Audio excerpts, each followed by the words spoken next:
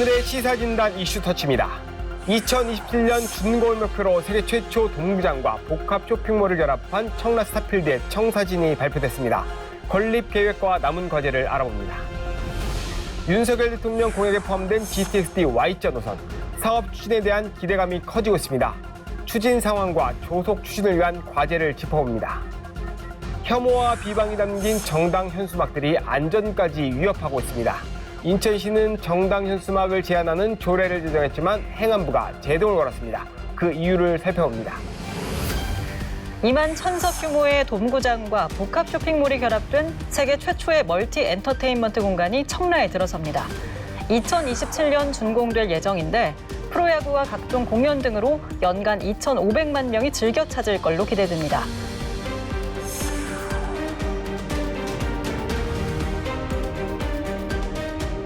우리가 인천에 만드는 이 프로젝트는 수도권을 넘어서 대한민국 전체의 랜드마크가 될 것입니다. 인천, 대한민국을 넘어서 세계 최초, 최대, 최고 이런 역사를 더 써내려가게 돼서 아주 기쁘게 생각하고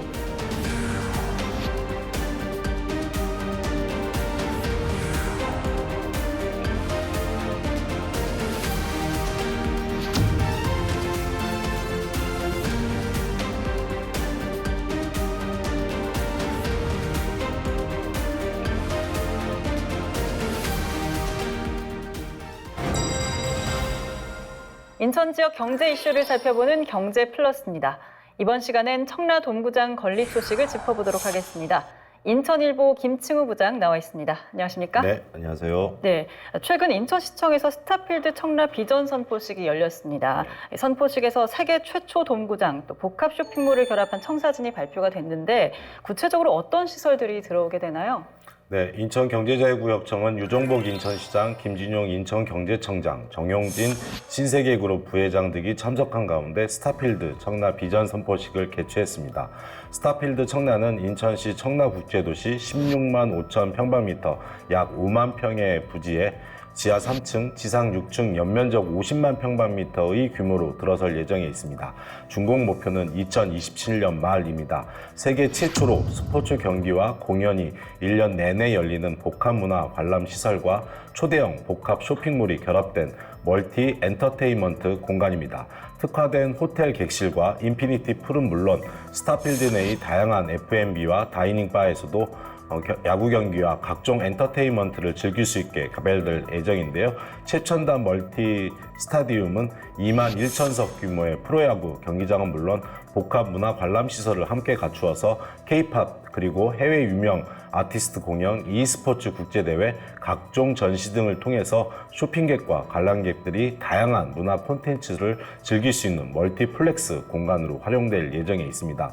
스타필드 청라는 스포츠 경기는 물론이고 K-팝 공연, 글로벌 아티스트의 공연 콘텐츠와 복합 쇼핑몰이 결합돼 인천과 서울을 포함한 수도권, 인천국제도시 환승객 등 대한민국을 대표하는 랜드마크 시설로 계획됐습니다.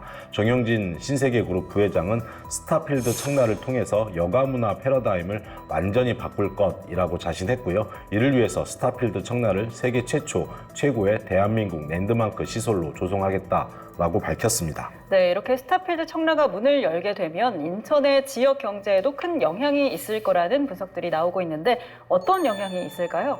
예, 스타필드 청라는 지역 경제 활성화에도 크게 기여할 것으로 전망됩니다. 신세계그룹은 스타필드 청라가 오픈하면 연간 2,500만 명 이상의 국내외 관광객이 방문할 것으로 기대하고 있습니다. 이에 따른 생산 유발 효과는 약 3조 6천억 원, 그리고 부가가치 유발 효과는 약 1조 4천억 원으로 추산됩니다. 뿐만 아니라 지역민 우선 채용을 통한 직간접 고용 유발 효과 3만 명, 그리고 스타필드 청라 현지법인 설립을 통해서 지역 세수 확대 등이 기대됩니다.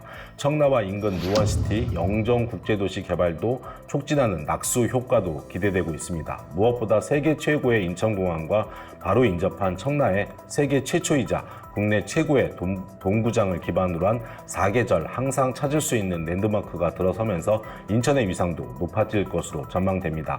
중동의 작은 지역이었던 두바이가 세계적인 핫플레이스로 떠올랐던 것처럼 인천이 누구나 찾고 싶은 도시, 세계인이 한 번은 가봐야 하는 도시로 발돋움할 수 있는 계기가 될 것으로 기대해 봅니다. 네, 보다 큰 효과를 위해서는 서울 지하철 7호선 청라 연장선 추가 역사 건설 등의 과제도 남아 있습니다. 현재까지 추진 상황은 어떻습니까? 예, 가장 큰 이슈는 서울 7호선 청라 연장선이 스타필드 청라 준공 시점에 완공될 수 있느냐에 달려 있습니다. 서울 7호선 청라 연장은 서구 성남역에서 공항철도 청라국제도시역까지 10.78km 구간의 정거장 7개를 건설하는 사업입니다. 총 사업비는 1조 4천억 원인데요. 서울 7호선 청라 연장은 2027년 10월 개통 예정입니다. 이미 지난해 2월 착공했고요. 현재 정거장 7개 대상지를 굴착 중에 있습니다. 전체 공정률은 10%대를 기록하고 있는데요. 특히 청라 5교 하부 커넬웨이 근린공원 내 역사와 청라국제도시역 사이에 들어서게 될 임시 역사, 스타필드 청라와 동구장 인근에 건설하게 되는데요. 지난해 10월에서야 역 추가를 위한 기본 설계, 실시 설계 용역을 시작한 상태입니다. 결국 상부에는 스타필드 청라와 동구장, 지하에는 지하철 역사를 포함한 지하철 연장 공사가 함께 진행하게 돼서 2027년 10월부터 순차적으로 준공해야 하는 과제가 있습니다. 네, 이렇게 스타필드 청라에 대한 기대감이 큰 가운데 앞으로 본격적인 착공까지는 어떤 과정들이 좀 남아 있을까요? 예, 스타필드 청라 동구장은 야구 경기장뿐만 아니라 K-팝 공연, e스포츠 국제대회, 그리고 각종 문화예술 공연 및 전시장으로 활용될 수 있는 멀티 스타디움이 될 것입니다. 스타필드 청라와 동구장이 들어서면 유입 인구가 크게 늘면서 상권도 활성화될 것으로 기대되고요. 인근의 청라 영상 문화 콘텐츠 제작단지 조성 사업이나 청라에 들어서게 될 아산 의료 복합타운 조성에도 잘 마무리가 되면 커다란 시너지가 기대됩니다. 스타필드 청라로만 놓고 보게 되면 최근 멀티 스타디움 설계 변경에 대한 경관 상세 계획 심의를 완료했고요. 현재 진행 중인 지하 터파기 및 토목공사와 지상층 건축 변경 인허가도 마무리되면 지상층에 대한 본격적인 공사가 시작될 예정에 있습니다. 과정에서 서울 7호선 청라 연장선 그리고 공천 하수 처리장 증설 문제에 대한 공사비 분담 등의 문제도 해결해야 됩니다. 물론 문학경기장 현재 SSG의 홈경기장을 쓰고 있는데요. 2008년이면 홈구장을 이전을 해야 되는데 문학구장을 어떻게 활용해야 할 것인가의 과제도 현재 남아 있습니다. 인천시와 인천경제청이 사업 추진에 속도를 내고 있기 때문에 진통은 예상되고 있지만 결국에는 슬기롭게 타결할 것으로 보입니다. 네, 오늘 말씀 여기까지 듣겠습니다. 고맙습니다. 네, 감사합니다. 배준영 국회의원이 지난달 28일 원희룡 국토교통부 장관을 만나 GTX-D Y자 노선 등 교통 현안 해결을 요청했습니다. 배 의원은 원 장관에게 GTX-D Y자 노선은 윤석열 대통령이 인천 공약으로 확정지은 사업이라며 국정과제로 최종 포함된 만큼 차질 없이 추진돼야 한다고 강조했습니다.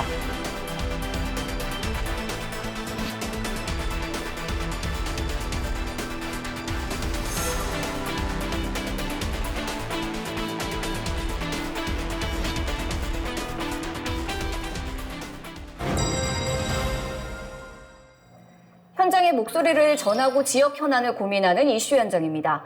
GTX-D Y자 노선이 윤석열 대통령 공약에 포함이 되면서 이 사업 추진에 대한 기대감이 커지고 있습니다.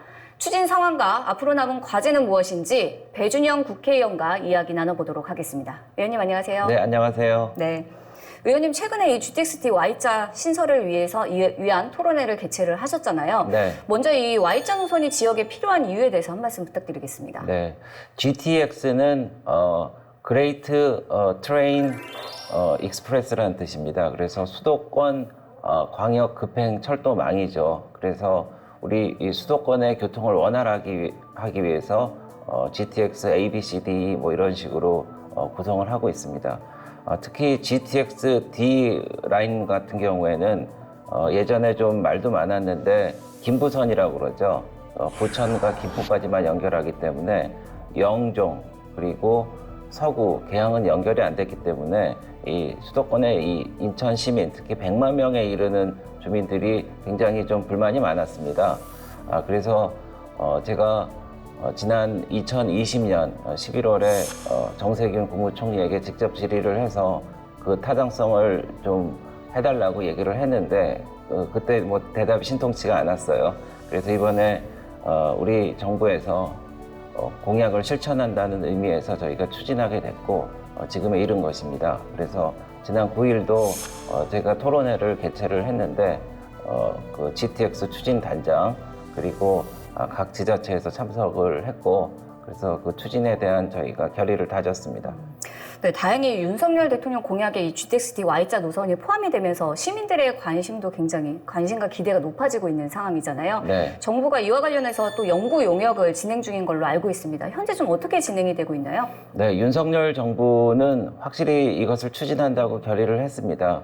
이게 사실 지난번에 D 라인이 Y자로 이렇게 붕괴가 되지 않으면은 아까 말씀드린 대로 인천의 서부 지역의 주민들이 굉장히 불편하기 때문에 저희가 대통령 공약으로 우리가 선정을 했습니다. 그래서 지금 기억이 나는데 지난 22년 2월 1일 날 제가 윤석열 대통령 후보께 직접 보고를 드리고 또 그렇게 하시겠다는 말씀을 듣고 그리고 그 당시 이 부평역 유세 현장에서 GTX-D Y 라인을 하시겠다고 직접 말씀을 하셨습니다. 그래서 이것을 저희가 차질 없이 추진하기 위해서 얼마 전에 국토부에서도 가급적이면은 윤석열 정부 내 예비 타당성 조사까지 완결을 하겠다. 그래서 이른바 패스트 트랙으로 나가겠다는 의지를 밝혔습니다. 네, 사실 제4차 국가철도망 구축 계획에선 이게 사업성이 없다는 이유로 이게 제외가 됐었잖아요. 네. 이게 사업성 확보가 관건인 것 같은데 좀 어떻게 보시나요? 네, 이 사업성 관련해서는 이 100만 명이나 되는 서부 주민들이 있기 때문에 이것을 저희가 다시 재산정하면 충분히 승산이 있다고 생각을 합니다. 그래서 GTX 전반에 대한 타당성 용역을 작년서부터 1년 동안 해오고 있고 조금 있으면 6월 말이나 7월 초쯤 발표하는데 좋은 결과가 있을 거라고 생각합니다. 특히 이것이 서부 주민들만 가는 게 아니고요. 또 이제 수도권에 있는 이른바 서울에 사시는 분들이 공항도 또 가야 될 거 아니겠습니까? 그래서 공항을 갈 때 최고 속도가 180km까지 가기 때문에 공항을 또 편리하게 이용할 수 있고 또 이 GTX Y자 노선으로 붕괴되는 라인이 나중에는 이 남북으로 또 연결이 되기 때문에 또 남쪽에서 공항을 이용하시는 분들이 또 편리하게 공항을 이용할 수 있다는 게 그게 맞물려 있기 때문에 BC 결과가 잘 나올 것으로 생각하고 있습니다. 그래서 우리나라가 국토 계획이 보통 종단을 기준으로 해서는 많이 돼 있는데 이렇게 횡단은 별로 안 돼 있거든요.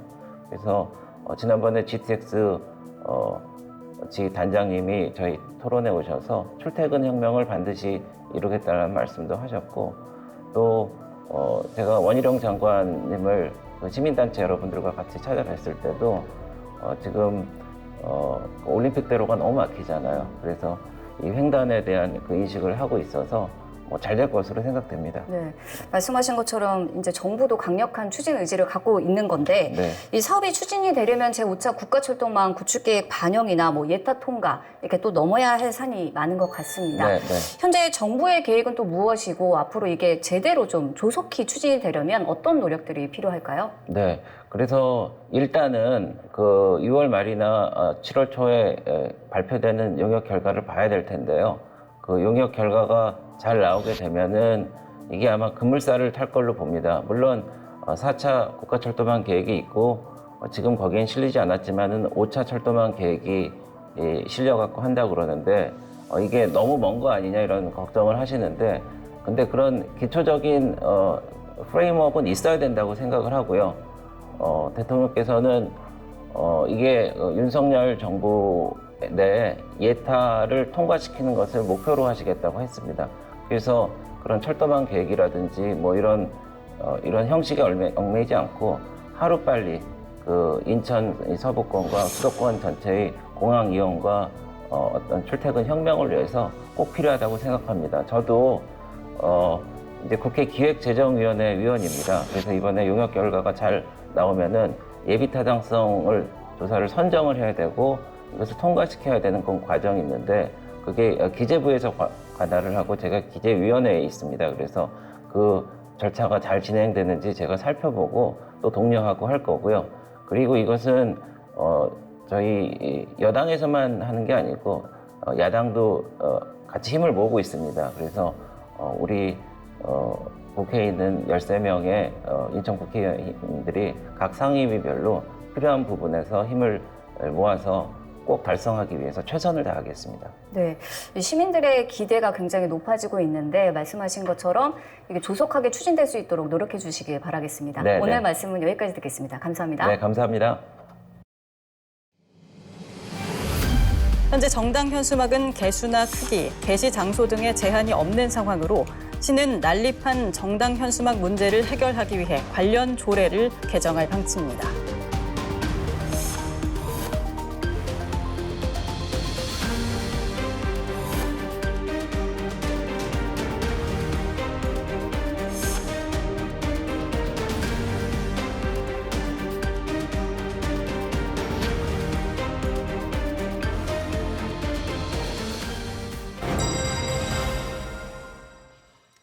우리 지역 현안을 법리적 시선에서 심도 있게 풀어보는 시사인 법입니다. 이번 시간에는 정당 현수막을 둘러싼 논란을 짚어보겠습니다.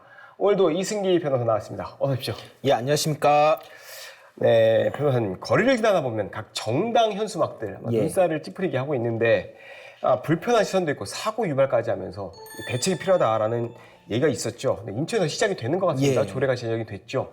이게 왜 규제를 해야 된다라는 예. 얘기가 났을까요? 먼저 지금 인천뿐 아니라 뭐 전국 지자체, 심지어 직접 이해 당사자인 이 국회에서조차도 이 정당 현수막을 규제해야 한다라는 목소리가 매우 큽니다. 이유가 있는데요. 바로 2022년 12월에 5개 광고물법이 개정되기 이전만 해도 이 정당 현수막은 똑같이 일반 현수막과 똑같은 기준이 적용이 됐습니다. 곧 지자체장의 허가하에 정해진 기간 동안 지정 게시대에만 내걸 수가 있었는데요. 만약 이를 어기면 지자체에서 강제 철거도 가능했고요. 하지만 여야 정치권이 지난해 12월 5개 광고물법을 대폭 개정하면서 사실상 정당 현수막에 대한 제한을 다 풀어버립니다. 그래서 각 정당에 이제 현수막 프리패스 권한을 줬다라고도 평가가 되는데요. 이 바뀐 법에 따르면은 정당은 지자체장의 허가 없이 수량이나 장소, 규격 제한 없이 마음대로 현수막을 내걸 수 있게 된 겁니다. 그렇다 보니 각 정당에서는 상대당이나 혹은 특정 인물을 비하하거나 조롱하는 아주 자극적인 현수막을 여기저기 내걸기 시작하면서요. 시민들의 정서에도 큰 악영향을 미친 것은 물론이고 또 도시 미관을 해치고 거기에 안전에도 아주 큰 위협이 되고 있는 게 지금의 현실입니다. 네, 말씀하신 것처럼 실제로 이 정당 현수막이 사고로 이어지고 있습니다. 그렇습니다. 네, 송도에서 길을 가던 시민 그리고 킥보드를 타고 가던 학생이 정당 현수막에 걸려서 넘어지는 사고가 있었죠. 그래서 조례가 제정됐는데 이 조례에 어떤 내용이 담겨 있습니까? 먼저 이번 조례 이 개정 과정을 살펴보면요. 당초 인천시의회에서는 이 정당 현수막은 지정 게시대에만 달아야 한다라는 이 내용만 추가해서 조례 개정안을 추진을 했습니다. 하지만 해당 이제 상임위에서는 이 상위법인 5개 광고물법에 위반된다라고 해서 이 내용을 제외한 채 이제는 통과를 시켰습니다. 하지만 이 본회의 때 수정안이 또 부의가 됐는데요. 이 내용을 살펴보면 지정 게시대에만 걸어야 한다라는 최초 조례 내용에 더해서 이 현수막 개수는 이 공직선거법에 따른 국회의원 선거구별 4개 이하만 가능하고 또 현수막에는 혐오와 비방의 내용이 없을 것까지 해서 총 3가지 주요 내용이 포함된 채 이 수정 개정안이 본회의 때 발의가 됐고요. 결국 이 조례안이 그대로 이제 통과가 된 겁니다. 다만 한 가지 이 조례의 실효성에는 좀 의문이 있는 게요. 조례 내용을 어긴다 해도 이 벌칙 조항이 없습니다. 그렇다 보니 이제 지자체에서도 강제 철거할 수 있는 근거도 없고요. 그럼에도 이제 전국 이제는 광역 지자체 중에서 최초로 인천에서 정당 현수막에 대한 제한을 가했다라는 점에서는 큰 의미가 있습니다. 네, 필요성에는 공감이 계속 됐던 거고 다만 실효성에 약간의 그 아쉬운 부분은 있긴 있네요. 그렇습니다. 네.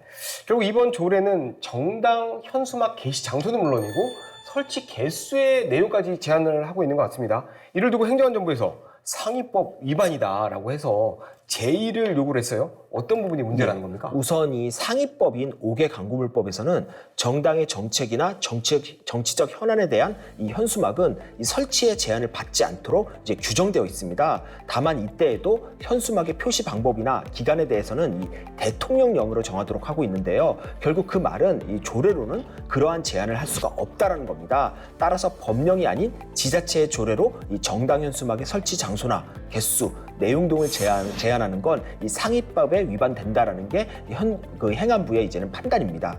이에 행안부에서는 지난 6월 5일 인천시에 해당 조례가 상위법상 근거가 없다라고 해서 제의 요구를 이미 했습니다. 그럼에도 시에서는 일반 국민들과의 형평성 문제, 그리고 이제 정치 혐오 조장, 그리고 시민 생활환경 저해 등을 이유로 이를 거부했고 지난 6월 8일자로 이번 조례안을 원안 그대로 공포 시행하면서 어찌 보면 지금 이 정부와 인천시가 이 부분을 두고는 또 대립 중에 있는 그런 상황입니다. 예, 사실 저희 같은 일반 국민들이 현수막을 걸려면 아무나 올 수 있는 건 아니죠. 그렇죠.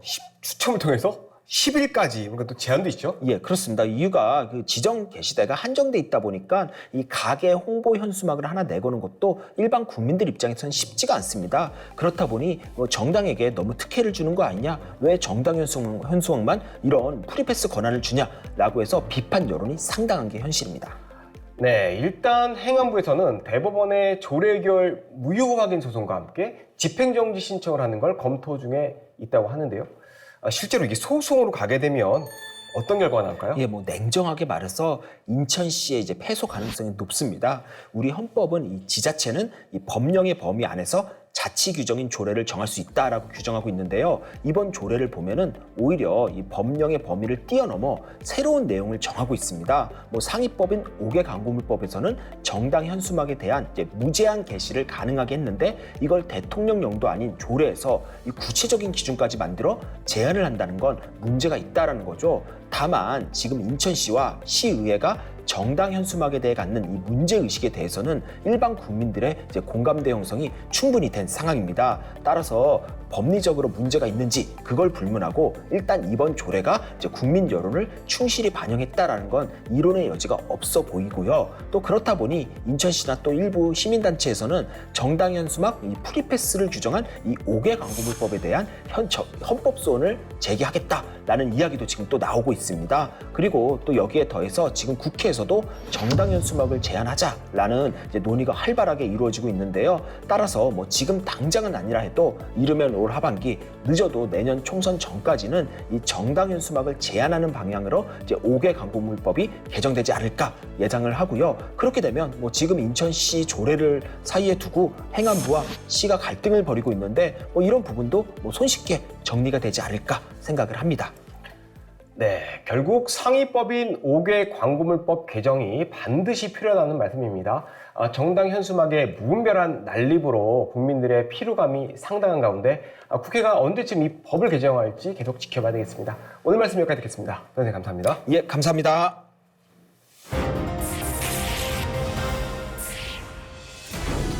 인천의 현안을 다양한 시선으로 전하는 시사진단 이슈터치 이번 시간은 여기까지입니다. 시청해주신 여러분 고맙습니다.